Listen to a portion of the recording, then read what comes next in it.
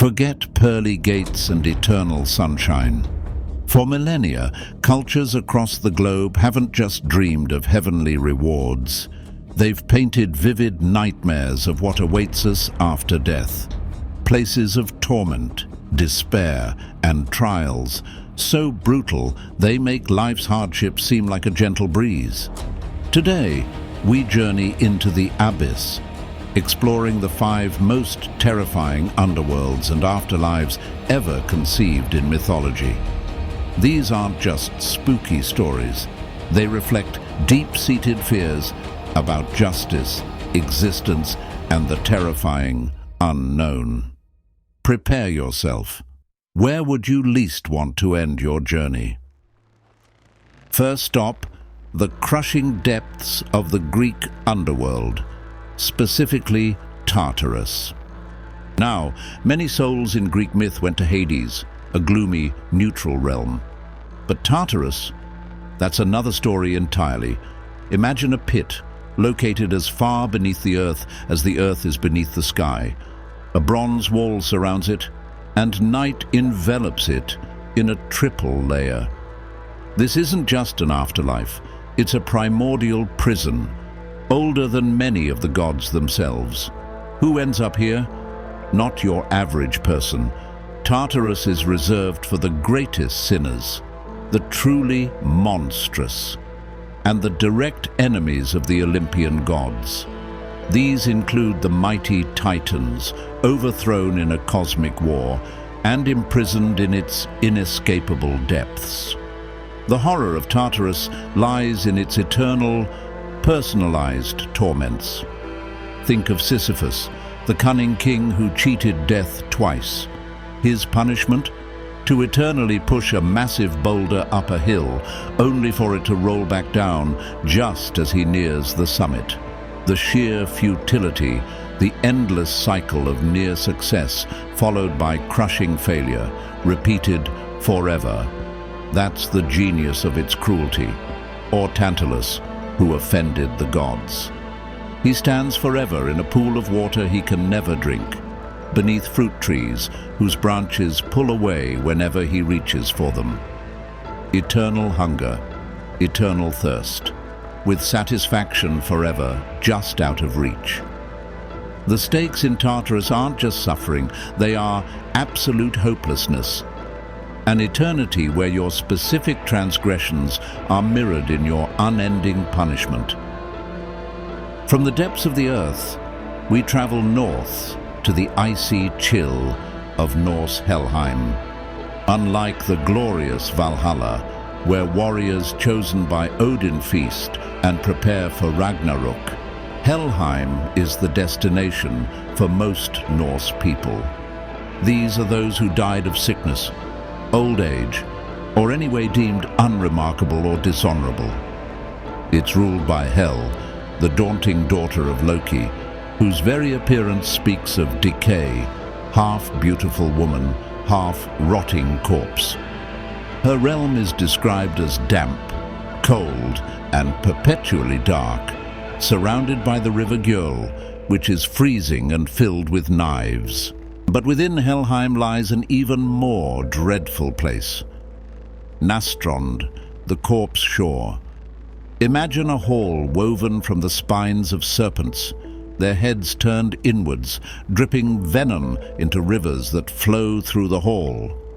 This is the designated punishment zone for the worst offenders in Norse society: murderers, adulterers, and oath-breakers. They are forced to wade through these venomous rivers, suffering unimaginable agony. Adding to the dread, the monstrous dragon Nidhogg resides there, gnawing eternally on the roots of the world tree, Yggdrasil. It feasts on the corpses of the damned. The horror here is bleakness, decay, and specific, agonizing punishment in a land utterly devoid of honor or warmth. The consequence of landing here is an eternity of cold torment and degradation, far from the feasts of the gods. Feeling the chill yet? This journey into mythological darkness is just getting started. If you're finding these ancient visions of the afterlife fascinating, show some support by hitting that like button. It really helps the channel. And let us know in the comments, which of these underworlds sounds the most terrifying to you so far? Or maybe you know of an even worse one we should cover. Drop your thoughts below. Now, let's cross the Atlantic to the intricate and perilous path of the Aztec underworld, Mictlan. In Aztec belief, where you ended up after death wasn't primarily determined by your deeds in life, but by how you died. Most people, those who died ordinary deaths, were destined for Mictlan, the lowest of the 9 underworld levels. Reaching it was not immediate. It was a grueling 4-year journey through treacherous landscapes designed to strip away your earthly attachments and, ultimately, your existence.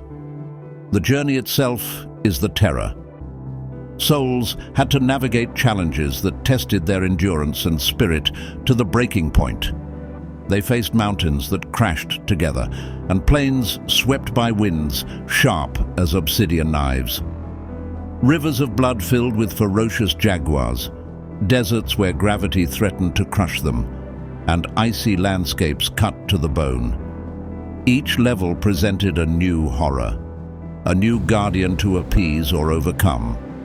The final destination was Mictlan itself, ruled by the fearsome skeletal god Mictlantecuhtli and his wife, Mictlantecuhtli. The ultimate stake? After enduring these 4 years of torment, the soul didn't find rest or reward, but dissolution, complete oblivion.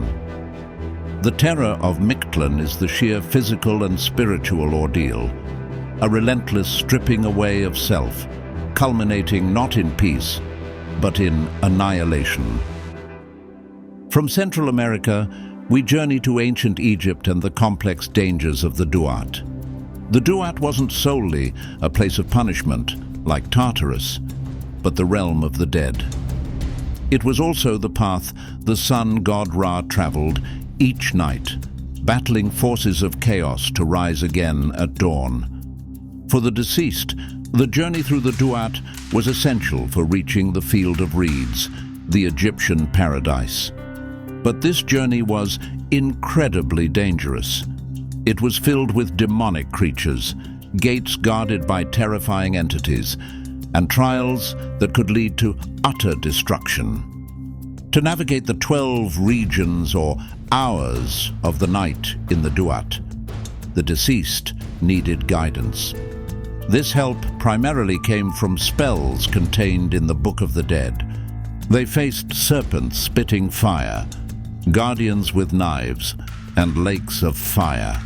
The ultimate test, however, was the weighing of the heart ceremony. In the Hall of Two Truths, the deceased's heart was weighed on a scale against the feather of Ma'at, the goddess of truth and justice. If the heart, heavy with sins, outweighed the feather, the consequence was terrifyingly final. The heart was devoured by Amit, a monstrous hybrid creature, part crocodile, part lion, part hippopotamus. To be eaten by Amit meant the second death, complete obliteration, cessation of existence, denied any chance of an afterlife. The horror of the Duat lies in the constant peril and the monstrous encounters. There is also the ultimate existential stake, facing judgment where failure means non-existence. Finally, we descend into perhaps the most universally bleak afterlife, the Mesopotamian Irkalla, also known simply as Kur, or the land of no return.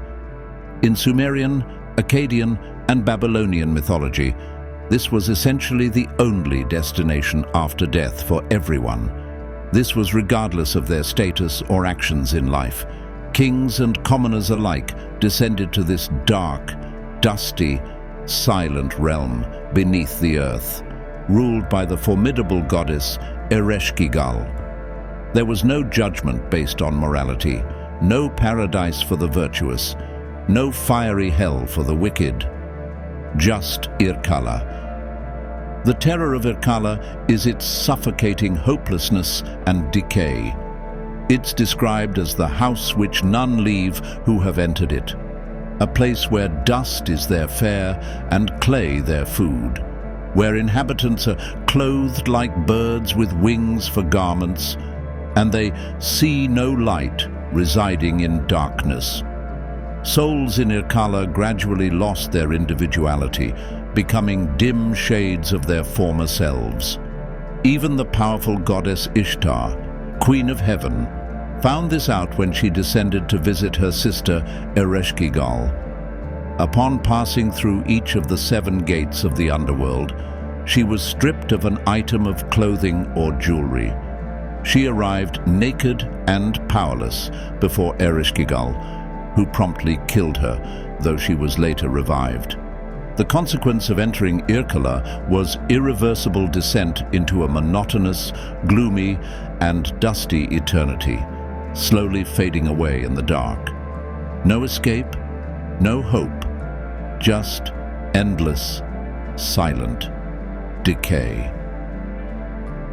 From inescapable prisons and venomous rivers, to soul-crushing journeys and the finality of dust, these ancient myths reveal a profound and shared human fear.